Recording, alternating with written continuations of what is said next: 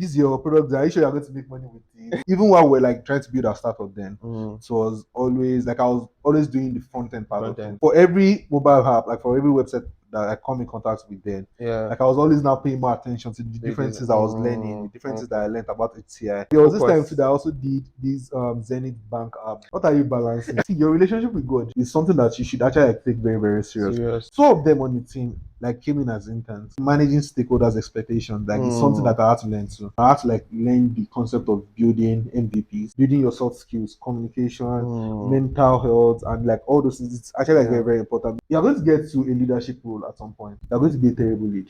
Hello guys, welcome back to my channel.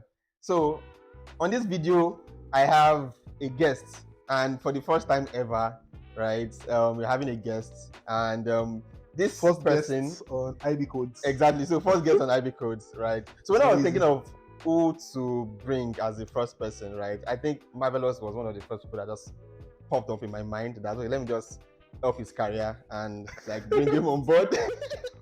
So yes, so we have Marvelous here. Let me just say a quick thing about Marvelous. Marvelous is currently the head of product and design at Mainstack. If you don't know what Mainstack does, I mean, I'll leave it for Marvelous. I'm not your ambassador or something. Oh, well. So introduce yourself. All right, hi guys. My name is Marvelous, and I am the head of product and design at Mainstack.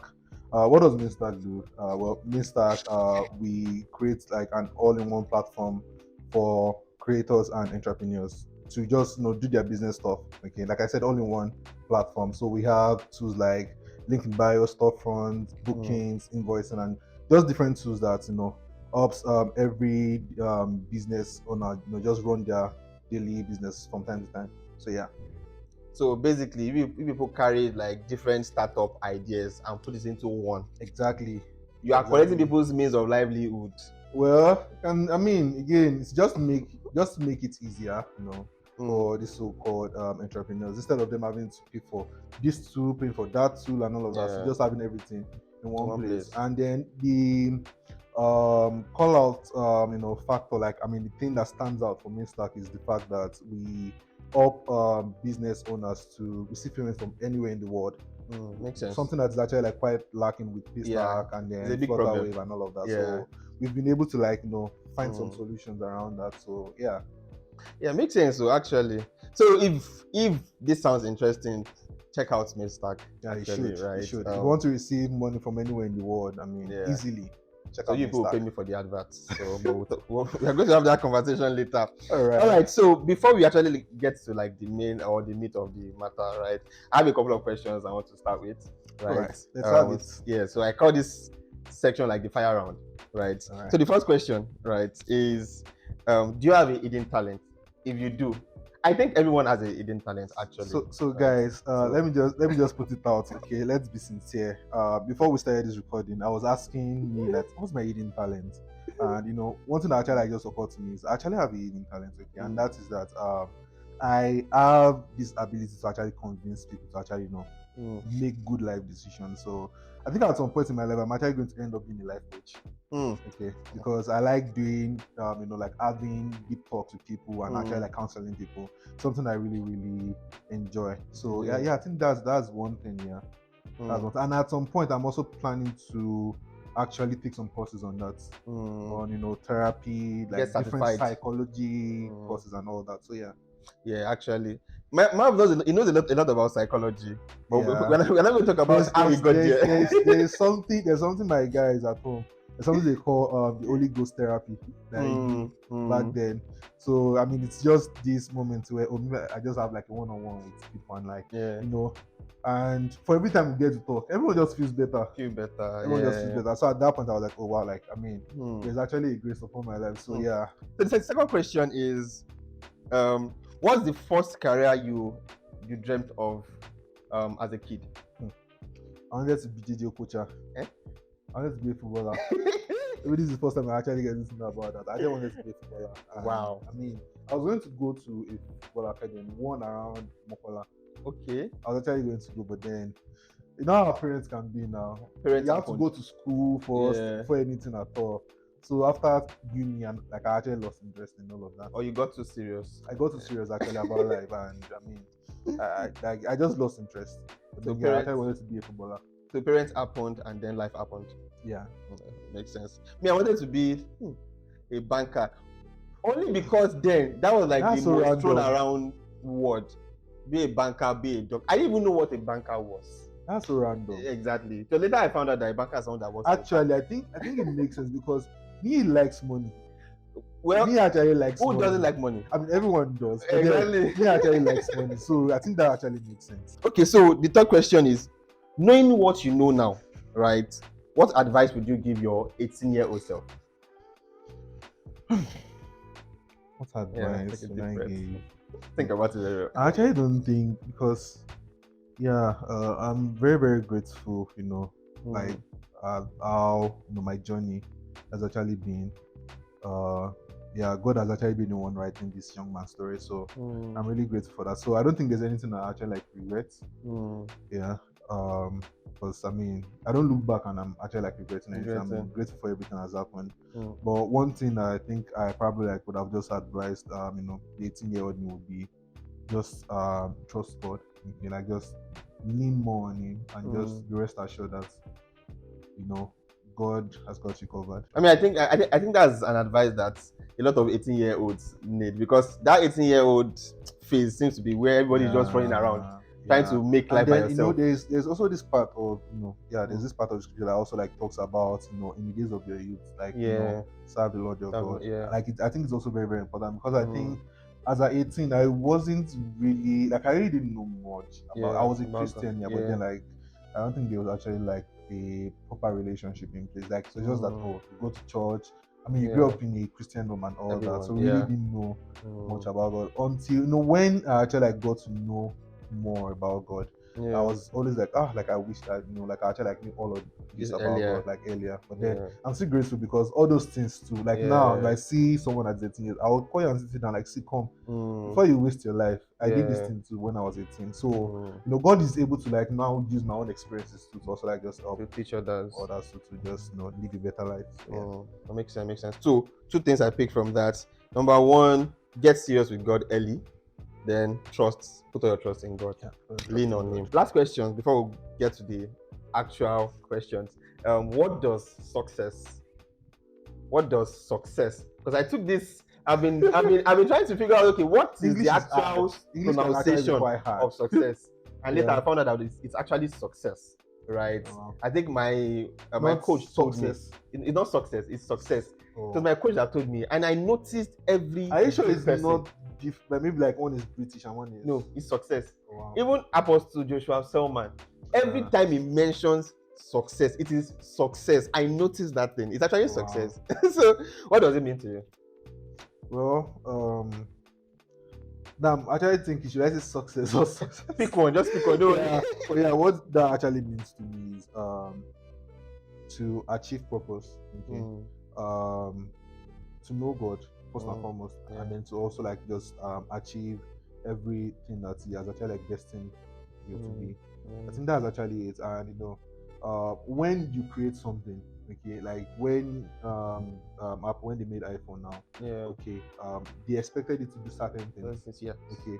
So if Apple, like I mean, if your iPhone goes ahead to do something else, then it has actually like become a failure. Yes. Okay. So success to me actually means that like you, okay, as an entity, as human, achieving all that God had in mind. Like the reason why God created you from the onset. And then when some people ask me about purpose, like what is purpose and all that, one thing I always say is that purpose simply is pleasing God. Okay, I think in the book of Revelations where it says that all things have actually been created for His pleasure. Okay, so why did God create man? For His pleasure. And that boils down to different things. Okay, as a son, as a friend, as a father, as a brother, as a CEO, even at your different careers and all of that, like ensuring that everything is on lock, like everything, like when God looks at how you're handling these different responsibilities, like it's actually pleased with how you're handling them. Makes sense. Hope people are jotting things down. At this point, if you've not jotted anything, go and get your pen and paper, right? Because this video is going to be very, very insightful. A lot of gems. Right. All right. So let's get to the actual questions. Okay. Yeah. Drink water. Don't worry. water. If you need more, I'll ask. You people should tell me you should get us wine, okay? What? Okay. Please, next time I'm going to Noted. come here, make sure we have wine, okay? It should be talk and wine, that kind of thing. Talk and wine. Yeah. Funny how I've not even like, I'm thinking of giving this whole idea of inviting people, like giving it a name, maybe create a playlist. So I'll consider your talk and wine. Talk and wine, actually, don't worry, we'll talk about that later. Talk about it. All right. Later. So I'm taking in feedback, by the way. This is the first this is the first time we're having this. Yeah. All right. So now let's start off with your journey into design, because me, I know, right? I've known Marvelous for like over 10 years now. Over how many years? Over 10 years. Or more. Wow. 10 years. So yes, I've known you for a long time, and I know that okay, you didn't start out as a designer. So how did you transition into design? Okay, let's start from like the beginning, right? And how you transition into design. How did I get into design? So remember there was this time that myself, she and Tayo, school then, we were doing Android and all of that. We didn't want to apply that. Sell it. Yes. Probably sell it then. And I used to be an Android developer then. I never really wasn't like, I never really liked anything backend. Yeah. So even while we're like trying to build our startup then, so I was always doing the front end part of it. Okay. And I remember there was just this time that I can't remember the person that told us then that we should show the app to Professor Akinola. Okay. Yeah, so I showed Professor Akinola, and then he was like, this is actually nice, but then like he was talking about the experience, like the interface and all that. I was like, okay. He said a couple of things about human-computer interaction and all that, that we should look into that and all of that. So I go back home that day, like to my hostel then, put it up, and I just started searching for stores online, like okay, like what is HCI, human computer, like what is that all about, and just different things. And I think I just went down that rabbit hole. Like I just kept on digging and digging. Then I think I had a conversation with Olamide too. Okay. So that was when I also found out that Olamide was actually already into design, experience design and all that. So I started like just having interest, and slowly like I was leaving Android. So for every mobile app, like for every website that I come in contact with then, like I was always now paying more attention to the differences I was learning, the differences that I learned about HCI. I was now paying more attention to it. And then at some point I was just like, you know what, like I really love how, I love being the person that actually like dictates how things look, like the experience and all that. Like I was just always very, very curious, and like I also wanted to create something beautiful. I had these good eyes for very, very fine things and all that. So that was how I got into design. Then I started taking courses here and there and all that. You have eye for very, very fine things. Yeah. I think all of us that will know Marvelous Babe, we know why now. Oh, wow. Right? I mean, well, she's going to see this. Exactly. All right. So I think that makes sense, right? So you completely just left the coding part. I left coding then, and I mean I remember. Okay, so at some point, Chilling. Okay, Chilling is actually like a mutual friend of ours. Chilling was like, wait, this is your product. Are you sure you're going to make money with this and all that? Because I mean everyone just felt like the big guys were the guys into coding and all that. So it was just myself and Olamide that were doing user experience there. Before Daniel to now came along. So it was just both of us. So I left everything coding. I left it and just focused on design. Makes sense. So I mean, I wish I had your. And then you remember, like there was this time too that I also did this Zenith Bank design. Yes, we designed that they commented on the post. That I should send them an email and all that. Although I didn't follow through. I was going to ask that. Did they send money or something? No, I didn't follow through because as at that time, we were still struggling with our final year project, so I didn't have time at all. What were some challenges that you encountered, right, in this journey, right? Let's start from the early days, because I know the early days is usually like very tricky, right? So what were some difficulties you faced, right? Then, and how did you overcome them? Also, look at this in the light of being a student, right? Because then as a computer science student, there is the school part. We have to read and do, because this whole design thing, even for developers, it's not as if they are even teaching us in class. Yeah. So it's like two different words, words. I say words, words Any actually. word. Yeah, two different words, right? So how did you combine those two realities, right? Yeah. Okay, so it was quite a struggle then. Because so one thing I actually like to say was that I think I was done with school from 300 level. Like I actually mentally checked out of school from 300 level Wow. because after 300 level I actually just figured out there's really nothing here. Okay. Like I was just on that part, but then I still had to get my degree. Yeah. Okay, but then I was like just trying to find a balance. And it was also like around 300 level that I started thinking about my career. I started like taking it a bit more serious. Okay? Yeah. So I had to like I already wasted a lot of time in the past. Okay, so I had to like now spend more time because I wanted to like finish from school then get the job and all that. Yeah. So I had to spend more time. I mean, those days we got this lecture then. So we're always doing this overnight, watching YouTube videos and all that. Yeah. I think one of the challenges that I faced was actually like having a proper curriculum, design curriculum, okay, that could have actually like just helped me navigate the different things I needed to learn. So like a roadmap. Yeah, like a roadmap. So I was like just learning things at random. I'll pick this, learn this one, pick this and learn this and all of that. But then, funniest thing is that looking back at it now, I think it's also like helped. Okay. Also because I had to like just learn some very, very random things and it's really helped me. So I think like just having a proper roadmap to help guide my learning structure and all that. I think that was actually like a very, very big challenge. And then like I also mentioned, like finding a balance between school life and then again it was final year. Yeah. It was very, very difficult. Projects. It was very, very difficult. You don't want to get extra year.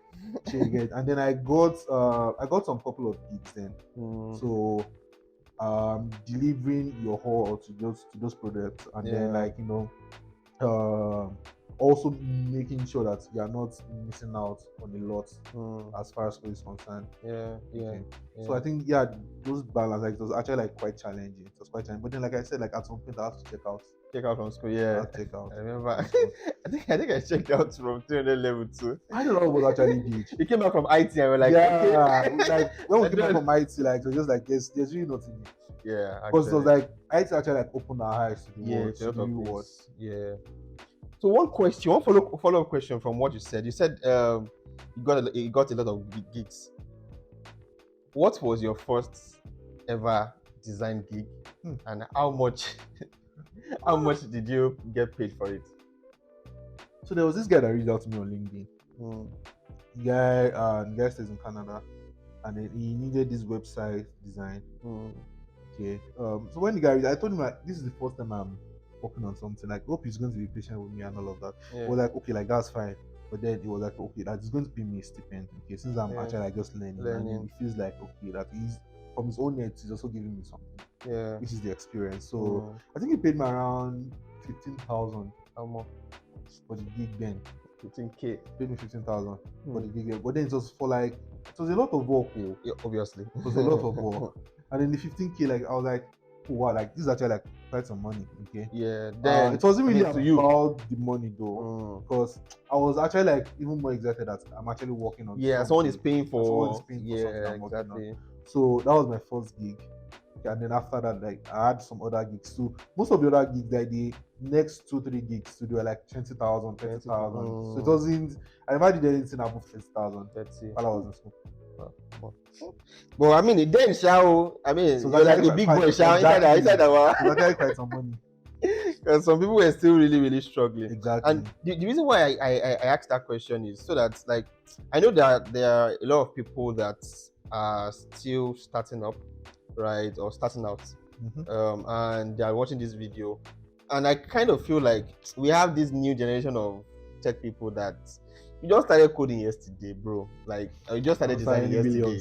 We now want to get come and ask you to come and do something that you will learn. No, are charging us 200K, 300K. Calm down, just calm down, right? Learn first, right, and then bring value, and then you get paid. How has your journey been, right? Right from when you started out as a like, let me say maybe entry level designer, right, up to maybe mid-level designer up to senior designer, and now you are leading a design team, right? How has it been, right? Maybe what are some of the things you've had to like change, right, to adjust to the changing responsibility? Yeah, All right. So maybe I should just do a walkthrough. exactly. Okay. That makes Just sense. do a walkthrough. So like I said, after school, okay, we went for service. Yeah. So during my service here, I got this offer from a company in US. Okay. Okay.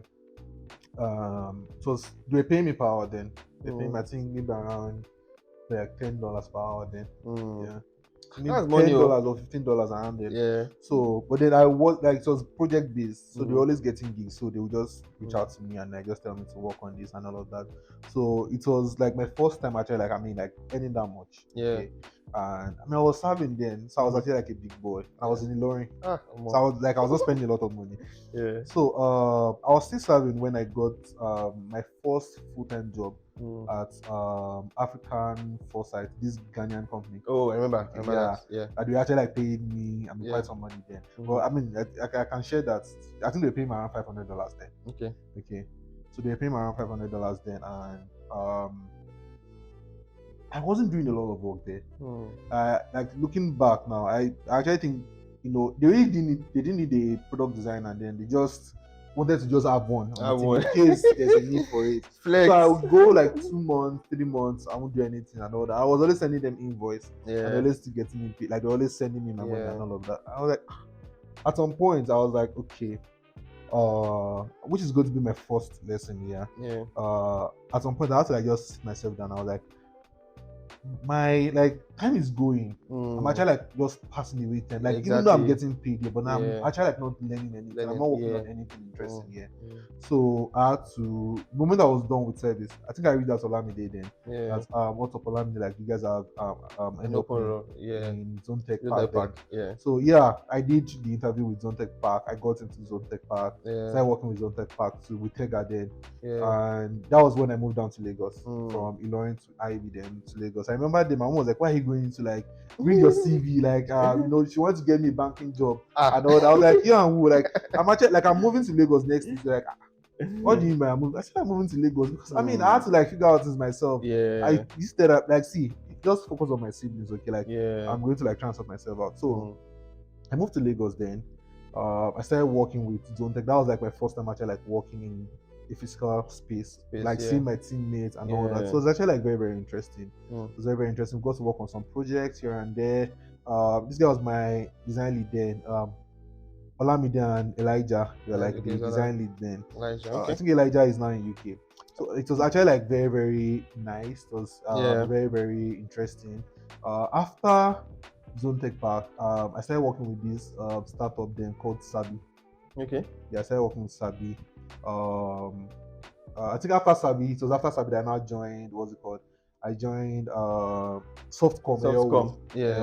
So AO was actually like, it was actually it was a big thing then. It was a big thing then. It was a big thing. So I was so excited then. I got to work on the AO landing page then. Although I was going to leave AO after like 2 months. Yeah. Which was actually very, very sad because Flutterwave came. I remember then Ted, that was the VP of design at Flutterwave, then he reached out to me on Twitter like, "Oh, do you want to join Flutter?" I was like, "Why not? Like, I'm joining." So I joined Flutterwave after 2 months of joining AOO. At Flutterwave, I think Flutterwave was actually like one of the major highlights of my career, like working at Flutterwave, because I got to work with them now, so Felix, and then Duni, like different amazing people on the team, and then I also got to work with illustrators. Okay, so like the burden of things I had to do, like it's now like it was dropping, so I had to like now focus more on products, like actually like building the products rather than paying too much attention on where are we going to get this icon from, where are we going to get this illustration from, and all that. And they also had like a motion designer, like you had everything that you needed. Okay, we also had like a UX writer too. Makes sense. So I think we even sport save at Flutterwave. So it was a UX writer. So they are basically the ones in charge of the micro copies that you use on your products, like the buttons, like do you want to use create account, do you want to use sign up, all those tiny fixes. And like it's actually a very, very big role. It's actually a very, very big role because they've come to see how copy also like how it impacts the experience of like when people use your product. So a lot of people are actually paying attention to that now. Wow. So I got to work with Tej, and then like I had a very very great time at Flutterwave. I had a very very great time at Flutterwave. One of the things, like I already mentioned, at Flutterwave I had to like now focus more on building products, like pay more attention to product thinking, okay, and also like just research, and then like just different iterations, coming up with multiple iterations, like okay, maybe, and also had like a UX researcher that will work with more insights. So we're not doing the research by ourselves. So you're always the one coming with the insights and all that. So once they come with like different problems that they've discovered, we as the product designers will have to come up with multiple iterations to solve that problem, and then we'll do this thing that we call A/B testing. Where we send out the design, and then we'll see which one are we like are the customers vibing with. So you see, like at that point now, like I had to focus more on just like I already said, building the products, and rather than this illustration, just all those redundant things. I'm not going to call them redundant, okay, because but they're not your own focus. They are not my focus. Okay? They are not my primary responsibility. So I really enjoyed the whole like my time at Flutterwave. But then after like a year or two at Flutterwave, so I mentioned that while I was in school in final year, like I got to work on different gigs. There was someone that I did a work for then in UI. That now, like, I mean, out of the way, just reached out to me, was like, he has this idea, and he thinks like he wants me to build the prototype. Didn't do any interview or anything, just reached out to me because apparently he really liked my work then. He said he really liked the fact that he was able to communicate his feedback to me, and like one thing I say about feedback is this: feedbacks, like I turn them as blessings, okay, for you that you have a growth mindset, regardless of how it comes, okay. Like just take it, like just take the parts you want, because sometimes like some people can actually like just come on very very rude when they're giving feedbacks, but then you have to learn to filter out the parts that you need and just let the person just be them, and like you just take what you need for your own growth. So I reached out to me, shared the idea with me. At first I was like, oh, do you want to build another link tree and all of that? I was like, no, like I should just build it first, and then it's going to explain from that. So we had these different iterations and all that. Well, that idea was, it's actually like what has turned out to be Mainstack now. Wow. So I was still at Flutterwave there, but then it was like a side gig. So I did that, and then after a while, I reached out, like he got his first funding. So Mainstack, like a lot of people like they were vibing with the product, like they saw a need for a product like Mainstack, because Mainstack was helping them to receive payment from everywhere in the world. So he now reached out to me, was like, he needs someone to lead the design team. He needs someone to like head the design team. So he was like, okay, like he wants to poach me from Flutter. I was like, that won't be easy, because Flutter is actually paying me quite well. So he was like, you know what, I should just tell him how much I want to collect. He's like, we had this back and forth with the city Olamide then. So we had this back and forth, and then we actually agreed the price then. Although it's actually like not what I actually wanted, okay. But then like I also really like the idea, and I also love the fact that I get to build something. I get to be a part of this story, like right from the from the onset. The onset. So I was so glad to actually just jump at it, and it's been quite interesting. Leading design team has actually been quite it has been very very interesting, because we've had like our ups and downs, okay.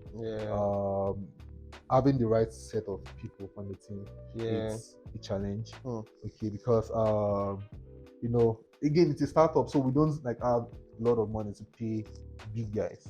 Okay, so just hold it there. There's a question I want to ask around that one, right? And I'll get to it later. Okay. So there's this question I forgot to ask, and it's has there been any time in your career that you kind of had doubts that it's looking like I might not make it in this in this career? Okay. So the second part of it is that how did you push through?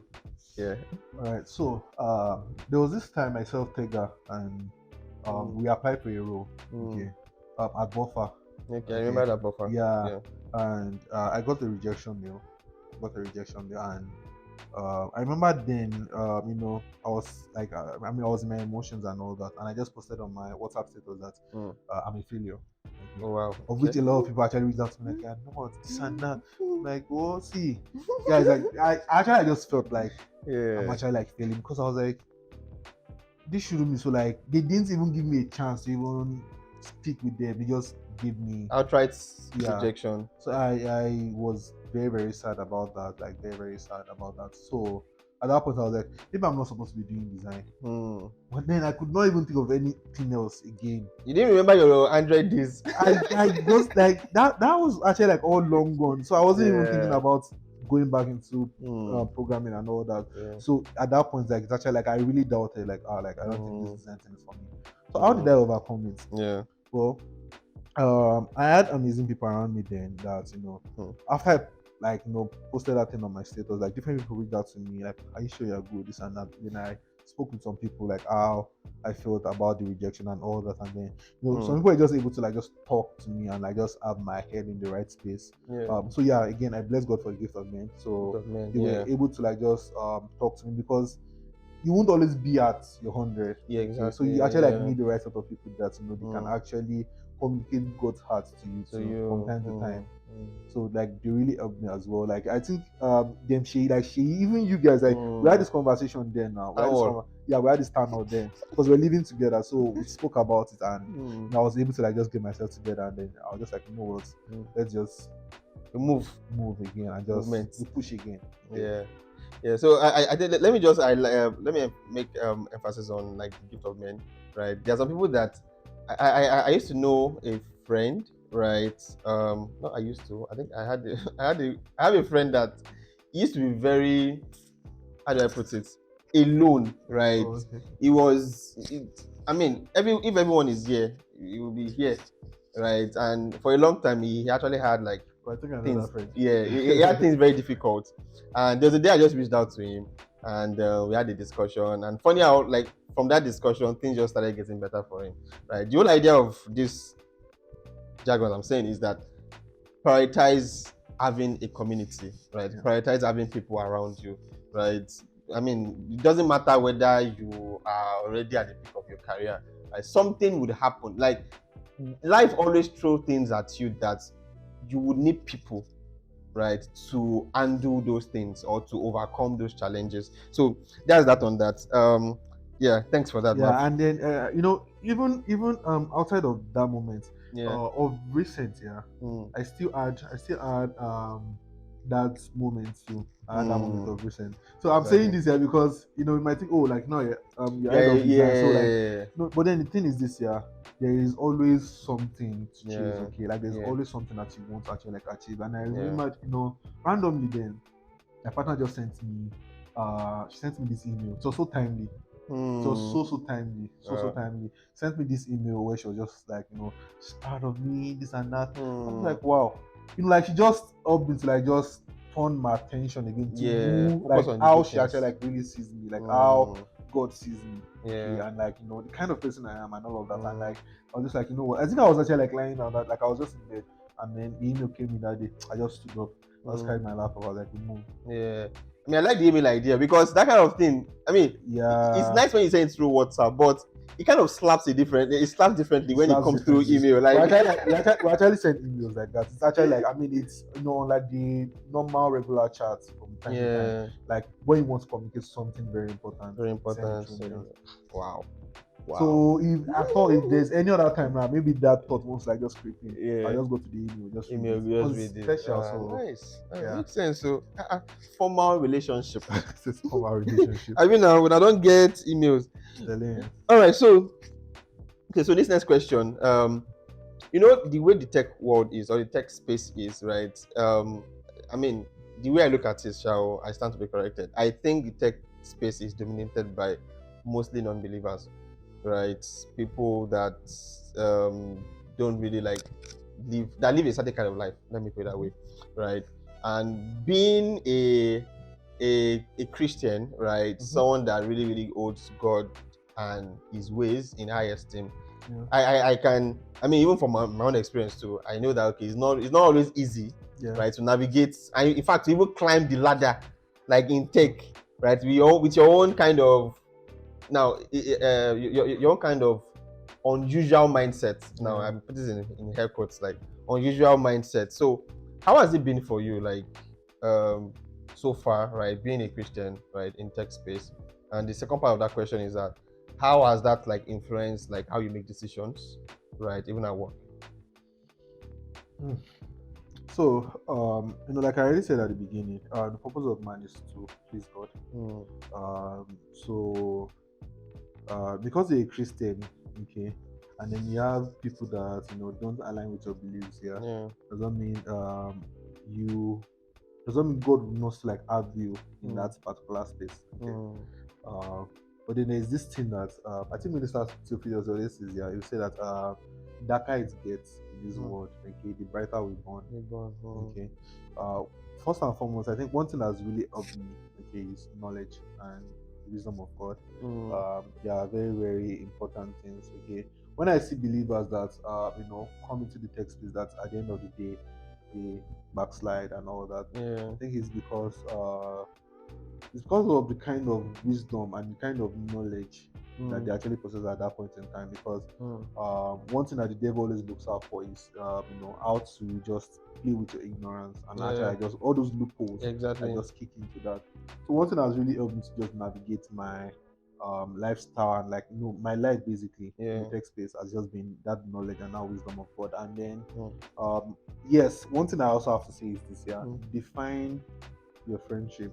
Yeah. Define your friendship. It is very, very important. Yeah. There's this thing that AJS would always say, yeah, happens to Joshua Selman. Yeah. Like there are different stratas, okay, like Mm. different layers to your friendship. Yeah, There should be exactly. like a core, They call, yeah.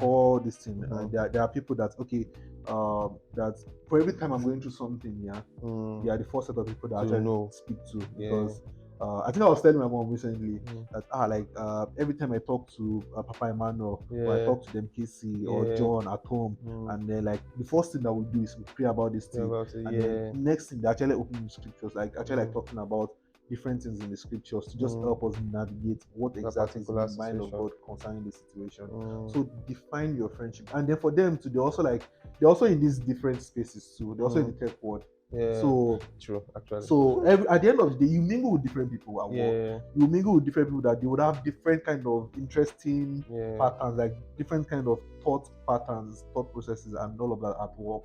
But Mm. then the kind of people that you relate with, like let's say like 80% of the time, should be people that align with your mindset, It's your that align mindset. with your beliefs. That Mm. is actually very, very important. Because Yeah. if that is not in place, you won't know when, because it happens so little. Okay, you Mm. actually like confirming small, Little by small, little. small, small, Yeah. and it's because it's.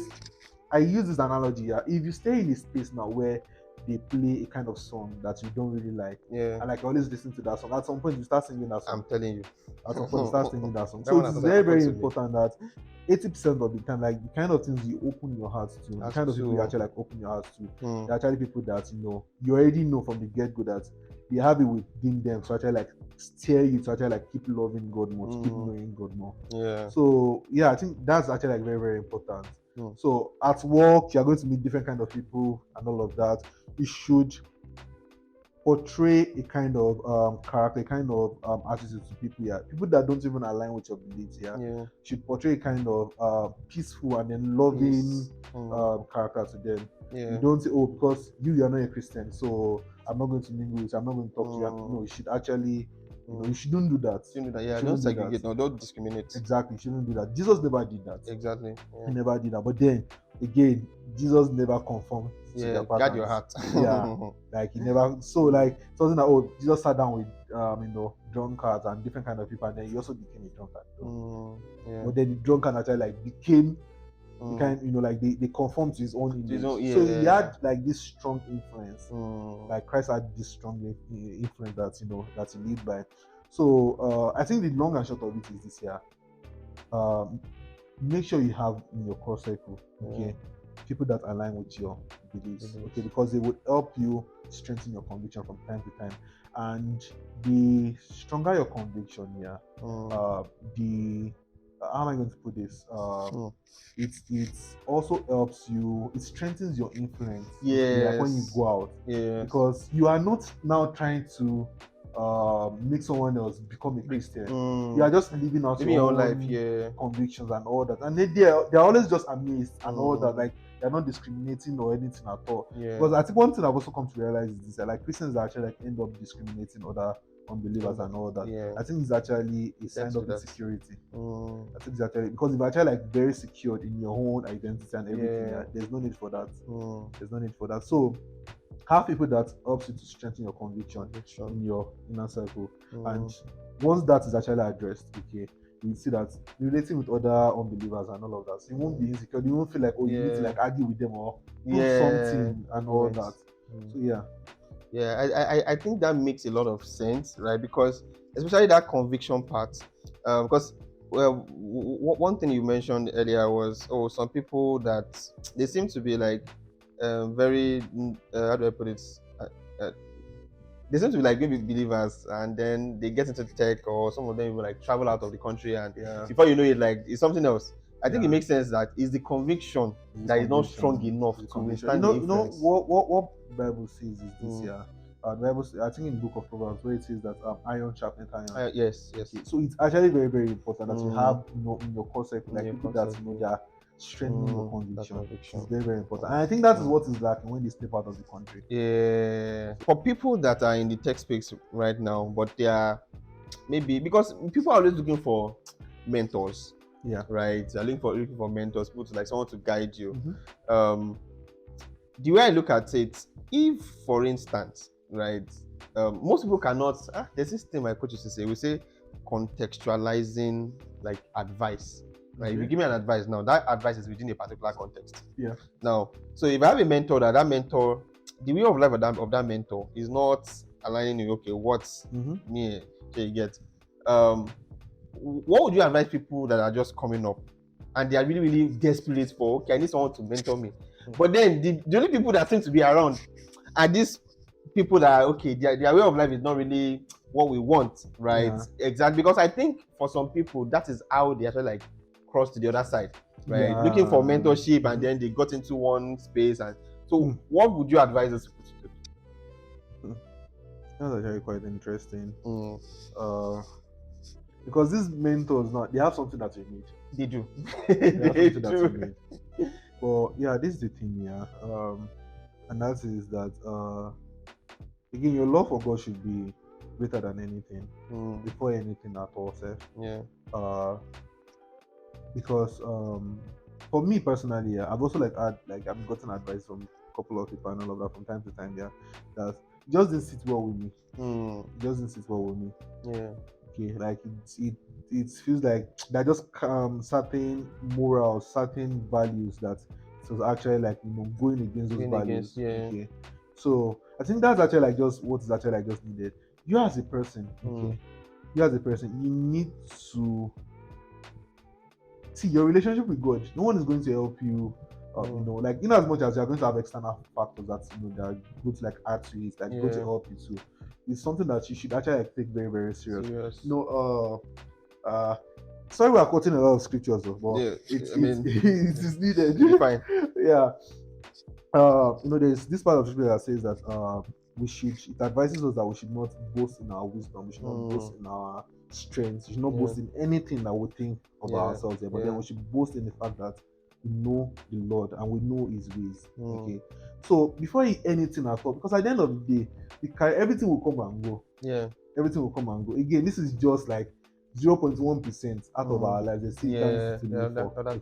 So we as believers here, we're supposed to actually like guard that our relationship with God, like grooming that relationship. It's something that we're supposed to guard like jealously, like and once that is actually in place, regardless, like any mentor that you come across, and then maybe they're saying something that is against the ways of God and all of that, you're able to like now just this one, like no, a white person, no, as far as tech is concerned, but then in like as far as this one is concerned, you're actually like you're not that white. Sorry to say, I mean it's fine, but then you're actually not being that white. Yeah. So it's I think that's one way that for me personally I actually like just get to navigate it. Okay. So yeah.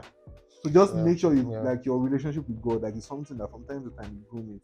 Okay, Yeah. even if you go the other way, okay, there's a way out, like there's God again, our God is sovereign, okay, there's a Yeah. way is out of his sovereignty, able to like bring you back to actually like fall his Yeah. path, like just fall in line with his like the path that has actually like set for you. Yeah, I think that makes sense, right? And I think I would just say that maybe it's still kind of still connects to that conviction. Like Yeah, as long as your conviction is strong, you are able yeah, to take in. If someone advises you, okay, break down that advice. yeah, Which is the good part, yeah, which which is the ones? bad part that you cannot. Yeah. And I think one problem that we also have as youth here is a lot of times we take on people's advice, we just take it and just put Yeah. it on Open like and cap. yeah. Yeah. And when even as a young person, when people tell you things, yeah, always go back and actually like take out time to actually like reflect on what they've said. Yeah. Okay. People's advice shouldn't be the final, To find out. shouldn't be the Yeah. final thing. You still have a decision to make. Yeah. You and your God, you still have a decision that you need to make. Yeah. So always go back, sit down, and actually like reflect on everything that's been said before you now go ahead to do what you need to know. And then there's this thing that Miles Morrow says, okay, still in line with conviction. He says that there's a certain extent here that you actually get to live out of conviction to that certain things that like don't even come to your circle again. So he gave this example of okay, if everyone at work already knows the kind of person you are, Yeah. that you're not going to do certain things like Yeah. maybe bribe and certain things and all of like they Yeah. won't even bring it towards you at all. Exactly. But then if you're a kind of Christian that you just your ways are not straight, It depends. they will always keep throwing it at you, and before you know, Yeah. like okay, even maybe at the first time, like you're able to like no, that you don't want to do this and all of that, and you didn't tell them outright like this thing is actually like not in line with what I believe. Like my God will not actually like ask me to do this. If you don't tell them this things outright, they are still going to come again. Maybe if you try and sugarcoat things for them, they will still come again. And like the more they keep coming, like your convictions, like they actually like slowly actually like drawing. The walls will be breaking down exactly. little until there's So you nothing have to again. be very, very firm about your boundaries, like about your values, like these are my values, and be very, very clear on them. Like the more you actually like being very, very clear about those things, before you know, like people would actually like just stay on their lane and then like you're just doing they would respect that. They respect that boundary. So yeah. Yeah, I think that makes sense. That makes sense. One other question, or for designers now, is so for people that I know you've there are people that you mentor, there are people that come to you for advice. You've seen a lot of designers. You've seen developers obviously, but you've seen a lot of designers. What are some common mistakes that you know that people that start out like the new people, like the newbies in design? What are some common mistakes that they tend to make? Let's limit it to just 2 or 3. So Yeah. you already mentioned one, okay, and that is you just started designing today, and then you already want to start charging people a certain amount of money. I think it's I don't know what to call it, but in Yoruba they call it ojukokoro. Yeah, That's greed. exactly, greed. Okay, because again, man, let's be sincere. What are you offering? Opportunity to learn. Like what exactly are you like offering? What value are you offering? Like the amount of like what do you bring to the table? Okay, and like you're demanding for this. Okay. Yeah. So I think one mistake that I've actually like seen a lot of designers make at the beginning is is that particular like conversations around that greed. Okay. And I think it's something that people should actually be very, very wary of. Yeah. Try and again focus more on value. Yeah. Focus more on actually offering value. I was discussing with my partner this morning about how both of us were talking about, there is a certain extent that you actually get in your career that things will start chasing you. Exactly. Things will start chasing you, like offers will start chasing you. Yeah. Because actually like bring so much to the table. People are actually looking for that. Yeah. You get. And then there's this thing that agents would always say. They say that what you are looking for is also looking for you. Yeah. But they know this version of you. So that's actually like one thing that designers should actually like just be very, very mindful of. Focus more on value. Keep on growing yourself. And I think one of the things that actually like causes greed, yeah, maybe it's not greed, okay, maybe it's just the pressure to just meet needs. Because I mean, a lot of us like as young adults these days, like we actually like we are helping a lot at home and all of like the bills here and there and all of that. So you are just in a rush to just start earning a certain amount of money. But yeah, I'm going to advise just be patient, okay? Just be patient, and then focus more on building value, focus more on developing yourself. I think the other thing would be consistency. Yeah, consistency. We only get to gain mastery through Yeah, through consistency. consistency. So practice, take up, even free jobs. There were a lot of free jobs that I did. By the way, I didn't mention. I actually did like for a whole year. At some point, I was actually like doing free designs for Mainstack. Like I was actually doing free consultation for Mainstack. So like, and that was like I was able to like just remain consistent. I was working on different things, so I was able to practice like a bit more, like do like a lot of works, like work on different things and all of that. So be very very consistent. Be very very consistent. I've seen a lot of people actually like walk up to me like I want to learn design. They learn design for like 3 months.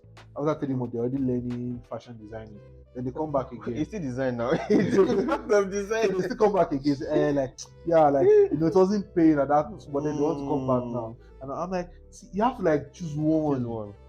You have to choose one. Stay in one place and actually like just maintain. But then, like I already mentioned, like pressures here and there, like a lot of bills to meet here and there. But again, the sad truth is you have to like just try and be patient, like just maintain, like just stay in one lane and just be consistent. So yeah. Nice. One other question. It's not even in my list now. Just because my mind now is because I just as we were talking, I was remembering like those days that we had a lot of like sleepless nights. Yeah. By the way, I think I would try to find one or two of those pictures. I think someone posted some of those pictures. I saw some of those videos. Exactly. So I'll just post some of them. See how Neil was looking there. Neil was looking like figure one. Oh God. But yeah, we actually come a long way. We thank God. So do you think that at the early stage of one's career, one should be bothered about work-life balance? I know it's a tricky question. No. You yourself ask yourself. What are you balancing? Like for you, what are we balancing? I mean, these things they would eventually like you're still going to get to like experience them. You're still going to get to experience them. But then you're still at the early phase of your career. There's really no work-life balance. It's actually quite tricky, because there is also a level that even at the early part of your career that you can actually like work that your body's actually like asking for rest and you actually like need to give it rest. Like we've actually like heard of stories of some people even pass away because of like some like unhealthy work-life balance. So it's actually a very very tricky one. So you've been in the design space for how many years now? 6 years. 6 years or more. How many years I think it's the same. It's exactly the same thing. Yeah, it's 7 years. So how do you keep yourself going? Like how do you keep yourself fresh, right? Because it's easy to, I'm an OG. You just sit down, right? How do you how do you make sure that you keep learning, you keep getting better, right? At what you do. So I think getting relaxed and like just feel like you've arrived. It's actually something that at some point everyone gets to experience that. And I've also like had that phase. It's still something that people still coming out of like gradually.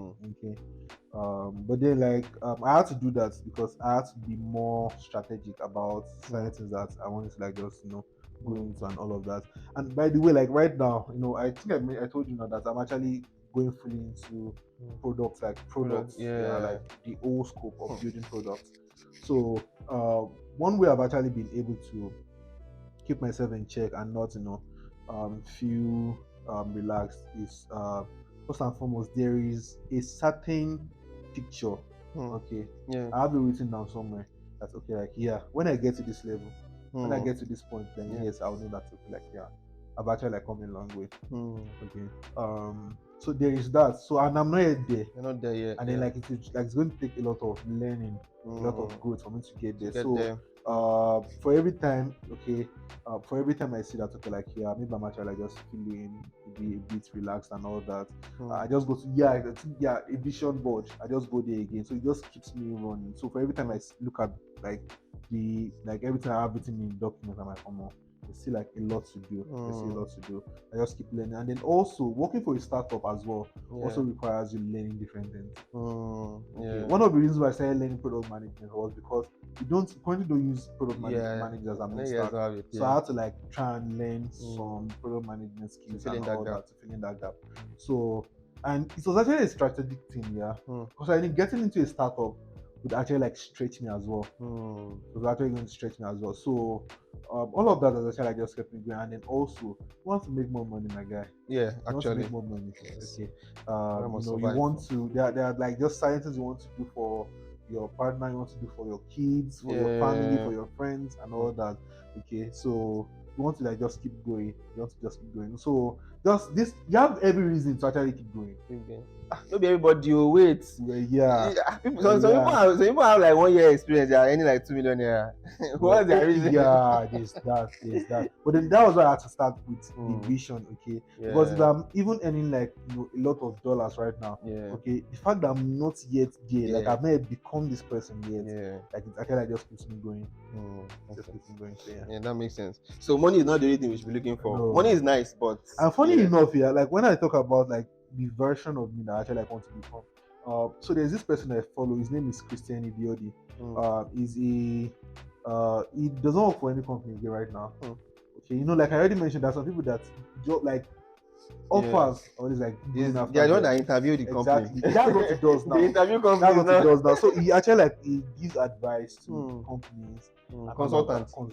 Yeah. So like I actually like want to get to that level. Too. But then you actually just you don't arrive. You don't. So even if you've been earning a lot of money and all of that, and like you've actually like not built a lot of value, like a lot of you've not gotten to that point where you're actually like dispensing a lot of wisdom, a lot of knowledge, and all of that. You can't become that kind of person. So yeah, makes sense. All right. So so I'll go back to the leading the design team that you were trying to get into before. How do you manage constraints? Right. So by constraints, I mean because, and this is like it's even like a general question, not just a design thing, right? Even like in software development, like let's say as a manager, you have to manage like, okay, the amount of work that is on ground versus the amount of people on ground to do the work, versus there are times that you might have to maybe compromise on like some features. Say, okay, let's do this one first, then we'll do this one later, or this one, can we do like a substandard version first? Then versus time constraints. So how do you manage that? So like you already mentioned now, so there's the human constraints, there is the resource human is also resource, but time, human and all that. So for human, currently at Mainstack we have I work with 4 designers. Daniel, David, Tolu, and Valerie. And by the way, shout out to everybody that is on the Mainstack design team. Honestly, if you have taken a look at Mainstack design, God, like actually, and you actually like you won't actually know like 2 of them on the team like came in as interns. Wow, that's Valerie and Tolu. Came in as interns, but now like it's actually like see kind of things that like actually like turn out here. And also a big shout out to our CEO Ayo. Ayo is Nigerian's version of Steve Jobs. Wow, he's so into design. So into design. So we've been working on our website like the redesign for like how many months now. But then like Ayo is not going to bring down the bar. Wow, he's not going to bring down his standard. He's not going to bring down. It's on. He'll tell you that because we don't have this number of people that is never bringing down the bar, like if it's going to take us more time, that we should keep iterating. So that is also like being a blessing, like working with this CEO that really loves design. And that's actually excellent design. And he has a very, very good taste for design. He has a very, very good taste for design. So, and I mean, we get a vibe on that because same year, but then leading the design team sometimes, because when I see the pressure that it has, like that we're putting on my guys, like on my team, sometimes I'm like, you're like, don't have the capacity right now. Okay, so sometimes I would have to like just call him on the side and like just talk to him. So that's also like another thing, like managing stakeholders' expectations. Like it's something that I had to learn too. Like you have to like just talk to them.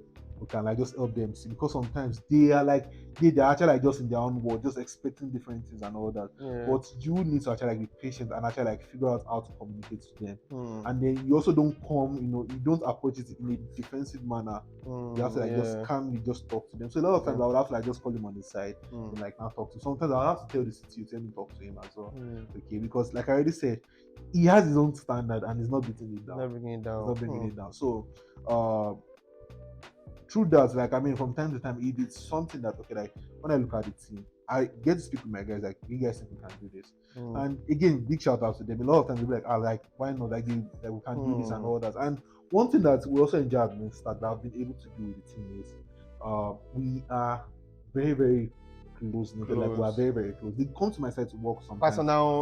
Personal relationship. Yeah, there's also like outside of work. Like I mean, I know about like they talk to me about their partners, like about their girlfriends and all that. So like we have that very, very intimate relationship. So like so they're also like sometimes like maybe one of them is going to start. Just just take some time off work and all that. So there are also some weekends that they also work because now that we have that very, very close bond, so we can just decide to just link up at my place over the weekend and like we're actually just working on designs and all that. So that has really helped us. Like that's helped us to actually like just stretch. Okay, so work does not really feel like work. It just feels like actually like just working with your friends and like you guys are just having fun.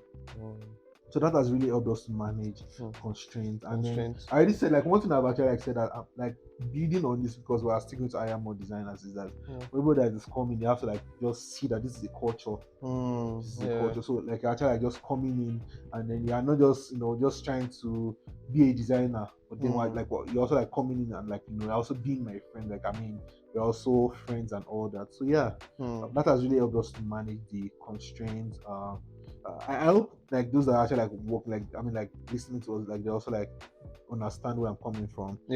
Because like I already mentioned, work does not feel like work. Okay, it just feels like actually like just chilling with your friends. So you're not really pressured and all that. And then like for every time you feel like you're not really getting this thing, you can easily like just talk to people, talk to someone like I'm not really getting this thing, or just go and meet Daniel, just meet like your other colleagues and all that. So yeah. And then as for features like selecting what to work on and all that. So like I mentioned at some point I had to learn some product management skills. So at some point we started building some features and all that, and like I had to like learn the concept of building MVPs. Okay, learning the concept of breaking down features into the smallest usable form before launching it. Okay, so I mean that's been one thing that's really helped us, like just build the MVP, and then like using agile method, like just building on that. So you don't have to build everything all at once. Just build the smallest one. And then one thing that we also do that I have to start doing at some point is for those that we compete with directly, I just do like a feature table where I talk about like different things that these guys have. So I just like this checkbox, like they have this, they have this, they have this. Then and I like now do an aggregate for Mainstack. So Mainstack will have this, Mainstack will have this, because you want to build something that something convincing that that those that they're already using this platform, you want to move them to your own platform, but then those things that they're enjoying from that platform, they also get to enjoy from the platform as well. Must be available. So that's one thing that we also get to do, and then like we just leverage on some things and just say, there's no need of us building this one for now. We can just come to this later, and then we also just get feedbacks, and then we just keep building on that. So that's one way we also get to manage, features and then like just shipping products and all that. Well, I think that makes a lot of sense. That makes a lot of sense because I understand the the breaking things down parts. Like working in a startup is not easy because different people are asking for different things. It's not easy at all. Wow. Okay, so this next question, developers would understand. So I think maybe one of the first few times that I saw Mainstack's designs, the first thing that came to my mind is like, who were the developers that built this thing? Yeah, shout out to John. Like because like there's a design, like you can see design and say, okay, I love the design. The problem usually is that how are we going to convert this thing to code? Right. So there's that part, and yes, you mentioned John. We try to bring John into this on this channel, like one of these days. Yeah, it's going to happen. John needs to be here. So how do you manage? Has there ever been a time that okay, you guys gave design and front-end people were like, it's a lie, we cannot do this thing. How do you manage that kind of situation? Yeah, we actually have that. We actually do have that. And I mean, before Mainstack got to where it is today, yeah, we've had like a lot of back and forth with even the front end guys. But then right now, we have a very, very amazing engineering team. God win. And we're actually like not, I mean, we're not a big squad like that. Okay, but then like different guys here on board, they're actually like just very, very good guys. Very, very good guys. And then in terms of managing, like this whole back and forth with engineers and designers, we still get to have that. I think one problem that we're still trying to solve right now is a lot of times maybe when designers, when they are done with what they're working on and like they now send it to the engineering team to start implementing, then we'll now say like, oh, like we didn't think about this flow, we didn't think about this flow. And that's it. Like for me personally, like a lot of times, like I'm always paid because I like everything being excellent. Like I just want to just like, oh, like yes, we did this thing, but actually I just completed it. Like I mean, that was just it. But then recent times we've had a lot of back and forth on that, and it's still something that we're trying to reduce, the number of time that happens. Okay, but as far as ensuring that yes, engineers they're able to implement what the designers are bringing on board.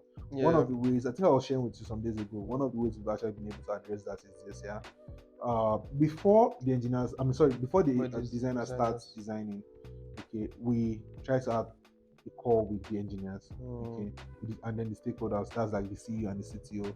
So everyone is on the call, everyone agrees that okay, like yes, this is the direction we are going. So we already figure out like okay, that this is the solution. So we are talking about the problem, discuss the solution, okay, and then how we're also going to build it. We talk about all of that on the call. We have different calls to address that, and then we'll come to a conclusion. So once we are done with that, the designers in charge, like they now go back, now start coming up with the iteration. They share with the engineering guys. The engineers like they start giving feedback. Same thing with the stakeholders as well. They also like give their feedback from time to time until we now finally now come to the final conclusion, and then the engineers are now being onboarded on the call. Sorry, on the design. Then they now go on to the design. So that way there's like they're not surprised that they know what's coming. Exactly, they know what's coming. So yeah, that makes sense. I mean, so I'm going to have to like maybe cut this question as well because questions keep coming. Even the ones I was not written down. But let me just quickly ask this one. Do you what's the question? Do you still being in the role, right? Do you still actively design? Right. Yeah, let me just say that. Do you still actively design? Yeah, I still do. At some point, I wasn't doing a lot of that, but then like obviously I've actually been doing that a bit more. All right, cool. All right, so let's wrap up with this last question, right? I have a lot of questions, good, but yeah, we're going to have another a part two. Should have a part two. Yeah, we're going to have a part two. Right. So this one, so this question is what is one piece of advice you give anyone who is in tech, right, on how to navigate like a successful tech career? So I think like you've actually mentioned, patience, it's actually like very, very needed. Patience, and then like focus more on building yourself, okay, offering value. And then one thing he does that I really like is outside of engineering, okay, you build yourself all around. So I see you also like building your soft skills, communication, mental health, and like all those things. It's actually like very, very important because these days we tend to focus more on I want to learn how to do this, I want to learn how to do that, how to write this code, this programming language, this one, another one. But then we're not really paying a lot of attention to our soft skills, like how we communicate, how we collaborate, and all that. So how we take feedbacks, how we give feedbacks, how we empathize with like our teammates and like our users and all that. These are actually like very, very important things that you are supposed to focus on. So while you're while you are growing in your career and all that, like please pay a lot of attention to this. And one of the reasons why I think I'm just going to leave it at that. One of the reasons why I'm very, very passionate, particular about this particular this thing is this. you're going to get to a leadership role at some point. Yeah. Okay, so if you don't pay a lot of attention to it while you're growing up through the ranks, Yeah. you just end up being a lead. You end up being this head of this thing and all of that. Yeah, you're going to be a terrible lead. Yeah.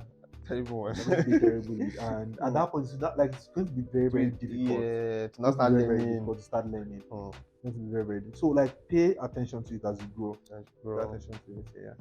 All right. Well, I can't even count how many questions I've asked now. Okay, but sorry, I have 3 last questions. All right. Right. So we started out with some fire round questions. We are ending with some fun questions. Right.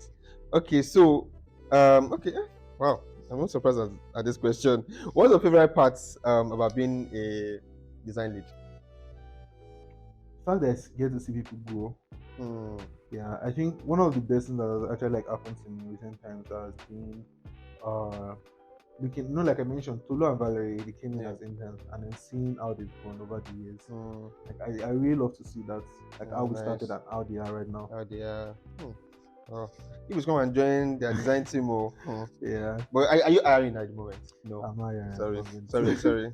You can reach out to me, Sha. I'm planning my own Mainstack, whatever it is. The Mainstack. Yeah. We have a name already. So what we're looking for is idea and a team. Actually. So let's reach out. All right. So okay, this is our question. If you weren't in tech, what would you be doing? What else did I was telling my partner this morning. I think I want to go into modeling. Yeah, that was so random. But then, like, it just came. Like, I've just been thinking of it, yeah, because I'm currently trying to think of other things I can do outside of tech. You guys like this? Yeah, you know. Like this? I mean, I can't put all these IT ways, and like this body. I'm going to the gym and all of that. This is your height. You put your height in your pocket. So if you are tall, so like Tolu. So Tolu is what?